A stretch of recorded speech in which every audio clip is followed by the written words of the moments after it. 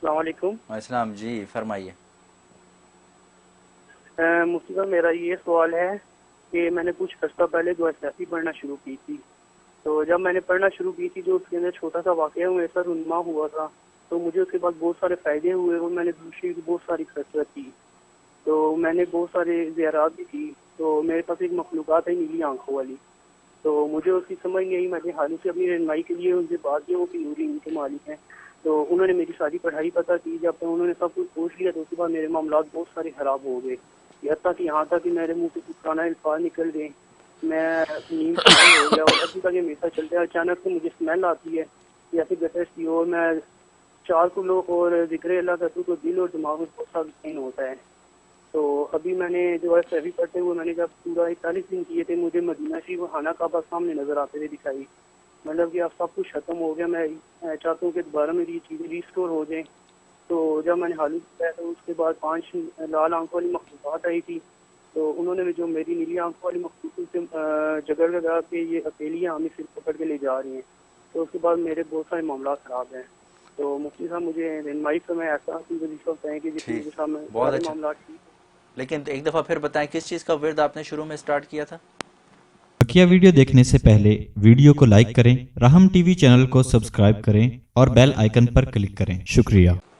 माशाल्लाह, बड़ा अच्छा सवाल किया आपने। दुआ-ए-सैफ़ी के बारे में आप पूछ रहे हैं कि दुआ-ए-सैफ़ी यकीनन एक जलाली दुआ है, और उस दुआ के फ़ज़ाइल व फ़वाइद में भी आपने पढ़ लिया होगा कि वही मखलूक़ात ज़ाहिर होती हैं और ख़ास मलाइका की तायीद और नुसरत ज़ाहिर होती है, और मुख्तलिफ जो है वो रिजाल गैब आकर जो मदद करते हैं। और ये बड़ी जलाली दुआ है, हर एक को बग़ैर इजाज़त के पढ़नी भी नहीं चाहिए। ख़ास तौर पर ख़वातीन जो हैं उनको तो ज़रूर इजाज़त के साथ पढ़नी चाहिए, वरना उसको इसमें पढ़े ही ना।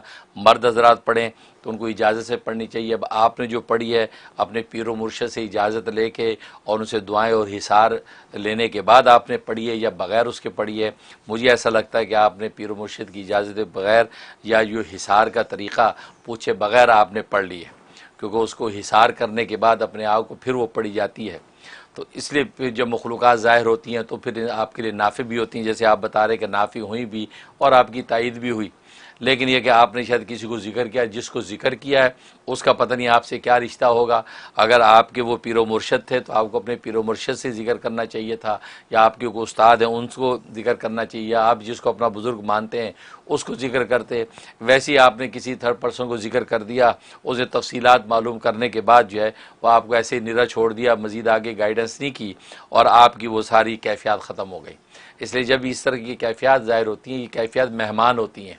लिहाजा अगर प्रॉपर वे में अगर उनको लेके चलें तो ये मेहमान जो आता रहता है, कायम रहता है और आपके लिए नाफ़े होता है।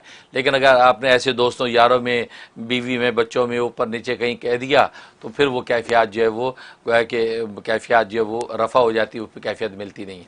शायद आपके साथ यही मामला हो गया है। इसलिए अब आप किसी जो है पीर-ओ-मुर्शिद की जो है दीनदार आलिम या आमिल, उनकी इजाज़त के साथ अब आप उसका बाकायदा विर्द करें, पढ़ना शुरू करें। और फ़िलहाल जो है आप दुरूद इब्राहिमी 300 मरतबा पढ़ना शुरू कर दें। 300 मरतबा दुरूद इब्राहिमी पढ़ के सरकार दो आलम सल्लल्लाहु अलैहि वसल्लम के सदक़े और तुफ़ैल से दुआ करें कि या अल्लाह, ये जो मेरी कैफ़ियत महमूदा थी वो सारी ख़त्म हो गई हैं, और ये जो दुआ-ए-सैफ़ी का जो नफ़ा था वो इस तरीके से मुतासर हो गया है, तो या अल्लाह आप जो है दोबारा से मुझे अता फ़रमा दीजिए। वो दुआएँ शुरू कर दें और किसी बुज़ुर्ग की इजाज़त के साथ पढ़ें, इंशाअल्लाह आपके लिए नाफ़े होगा।